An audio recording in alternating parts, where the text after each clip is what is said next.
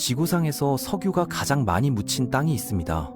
사우디아라비아보다 많고 러시아보다도 많은 원유가 땅속에 잠들어 있는 나라인데요. 이 나라 국민들은 슈퍼마켓에서 휴지 한 롤을 사려고 돈다발을 배낭에 짊어지고 다닙니다. 1970년대만 해도 남미의 사우디라 불리며 마이애미 쇼핑몰에서 TV를 2대씩 사던 사람들이었거든요. 그런데 지금은 인구의 4분의 1이 나라를 버리고 떠났고 남은 사람들은 게임 속 골드가 월급보다 가치 있는 세상에서 살고 있습니다. 어떻게 이 지경이 됐을까요?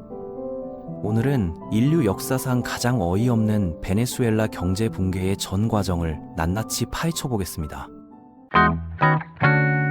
이야기는 1998년으로 거슬러 올라갑니다. 당시 국제 유가는 배럴당 10달러 수준으로 바닥을 기고 있었고 베네수엘라는 민주주의 국가였지만 국민들은 완전히 지쳐 있었어요. 수십 년간 두 정당이 번갈아가며 권력을 나눠먹는 부패한 시스템이 계속됐거든요. 가난한 사람들의 삶은 나아지지 않았고 석유로 벌어들인 돈은 어디론가 사라졌습니다. 바로 이때 우고 차베스라는 인물이 등장해요. 전직 공수부대원 출신으로 1992년에 쿠데타를 시도했다가 실패한 사람이었는데 놀랍게도 체포된 후 TV에 나와서 자신의 실패를 솔직하게 인정했습니다. 지금은 우리의 목표를 달성하지 못했습니다. 하지만 새로운 기회가 올 겁니다. 이 한마디가 그를 국민적 스타로 만들었거든요. 1998년 대선에서 차베스는 21세기 사회주의를 외치며 출마했습니다.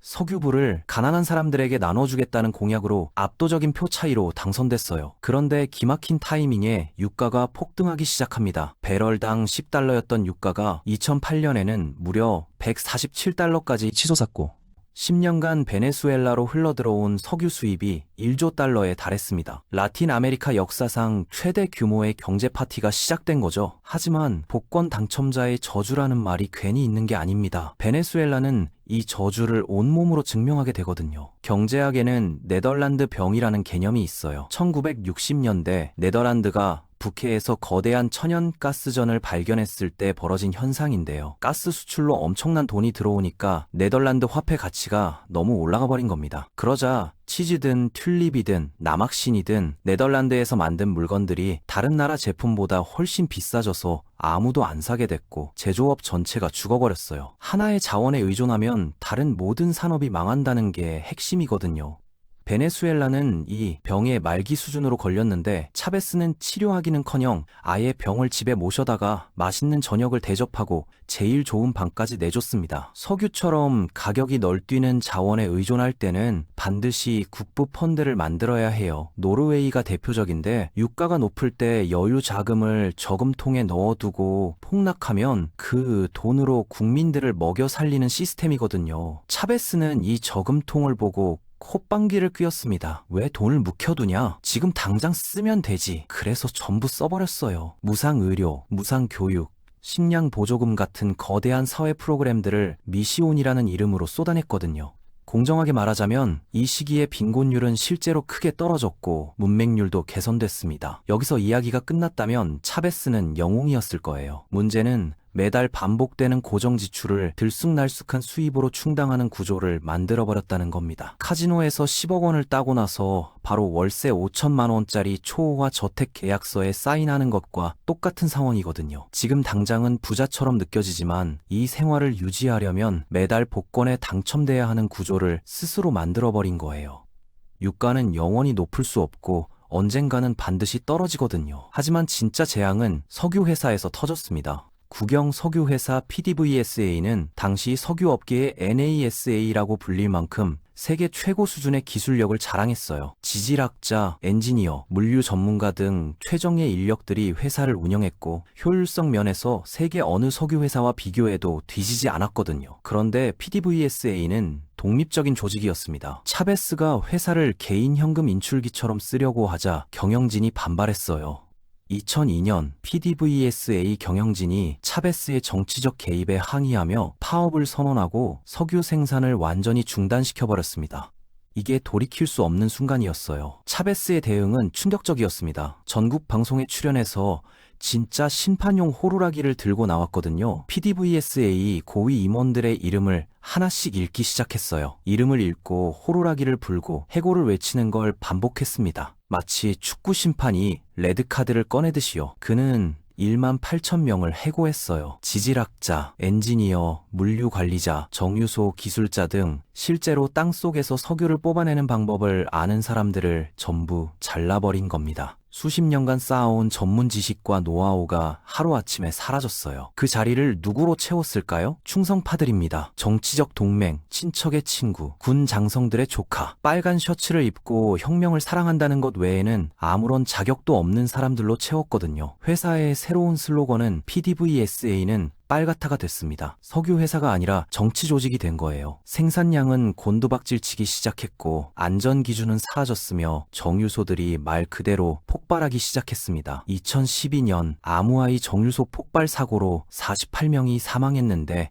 유가가 역사적으로 높았기 때문에 아무도 차가 달리는 중에 엔진이 떨어져 나가고 있다는 걸 눈치채지 못했어요. 숫자로 보면 더 충격적입니다. 1998년에 PDVSA는 직원 4만 명으로 하루 340배럴을 생산했어요. 세계적으로도 손꼽히는 효율성이었죠. 그런데 2010년대 중반이 되자 직원이 15만 명으로 늘었는데 생산량은 겨우 200만 배럴로 줄었습니다. 직원 수는 거의 4배가 됐는데 생산량은 40%나 떨어진 거예요. 석유 산업의 역량을 파괴하면서 베네수엘라는 최악의 의미에서 산유국이 됐습니다. 모든 걸 수입에 의존하게 된 거예요. 음식, 의약품, 자동차 부품, 옷, 심지어 화장지까지요. 국내 제조업과 농업은 완전히 시들어버렸고 2012년에는 석유가 수출 수입의 96%를 차지하게 됐습니다. 달걀 96개를 한 바구니에 담은 거예요. 연봉 1억을 버는데 수입원이 하나뿐인 사람과 같은 상황이에요. 그 하나가 끊기면 모든 게 끝나는 거죠. 그런데 물가가 오르기 시작했습니다. 돈을 물 쓰듯이 쓰니까 당연한 결과인데 정부는 사업가들이 탐욕스러워서 그렇다고 결론 내렸거든요. 해법은 가격 통제였습니다. 우유 생산 원가가 1달러인데 정부가 우유는 인권이라며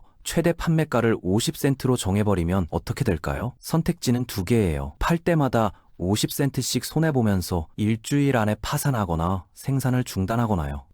모든 농부가 후자를 선택했고 우유가 사라지고 쌀이 사라지고 밀가루가 사라지고 휴지가 사라졌습니다. 가게 진열대가 텅텅 비어버렸어요. 물건이 사라지자 정부가 반성했을까요? 아니요. 사업가들이 물건을 숨기고 경제전쟁을 벌인다고 비난하면서 국유화를 시작했습니다. 차베스가 카라카스 광장을 걸으며 건물을 가리키고 국유화를 외치는 유명한 영상이 있거든요. 보석상을 가리키면 국유화, 은행을 가리키면 국유화. 생방송으로요. 수천 개 기업이 몰수됐고 경영을 모르는 군 장성들과 정치적 측근들 손에 넘어갔습니다. 농업 공급 회사 아그로이슬레냐가 국유화되자 몇 년 안에 비료 생산이 중단됐고 농부들은 종자를 구할 수 없게 됐으며 트랙터들은 부품이 없어서 녹슬었어요. 열대기후의 비옥한 땅을 가진 나라가 니카라과에서 커피를 수입하고 브라질에서 설탕을 수입하게 된 겁니다. 원래 수출하던 품목을 수입하는 나라가 됐어요. 외화 문제는 더 심각했어요. 2003년에 정부가 카디비라는 외환관리위원회를 만들어서 달러 거래를 통제했거든요. 정부가 공식 환율과 암시장 환율 사이에 엄청난 차이를 만들어 놓으니까 정부 친구들은 싼 값에 달러를 사서 암시장에 팔아 900% 수익을 챙겼습니다. 유령 회사를 만들어 식품 수입한다고 달러를 타내고는 한 방울도 수입 안 하고 해외 계좌로 빼돌렸습니다. 10년간 이렇게 사라진 돈이 3천억 달, 마셜 플랜보다 많은 금액이에요. 평범한 시민들도 생존하려면 신용카드 긁기 사기에 가담해야 했고 파나마행 비행기는 사람 대신 신용카드만 실어 나르는 지경이 됐습니다. 엘리트들이 부자가 되는 동안 화폐는 죽어가고 있었어요. 정부는 적자를 메우려고 인쇄기를 돌렸는데 양적 완화 수준이 아니라 잉크가 마를 때까지 찍어낸 겁니다. 2014년에 차베스가 죽고 마두로가 권력을 잡았는데 바로 그때 유가가 100달러에서 40달러로 폭락했어요. 수입은 끊겼지만 지출과 부패는 멈추지 않았고 인쇄기는 최고 속도로 돌아갔습니다. 2018년 인플레이션이 100만%를 찍었어요. 100만파가 어떤 건지 설명해 볼게요. 가게에서 줄 서는 15분 동안 가격이 30% 오르고 아무도 돈을 세지 않고 무게로 달았습니다. 지폐 뭉치를 저울에 올려서 1kg 나오면 치즈를 좀 살 수 있었어요.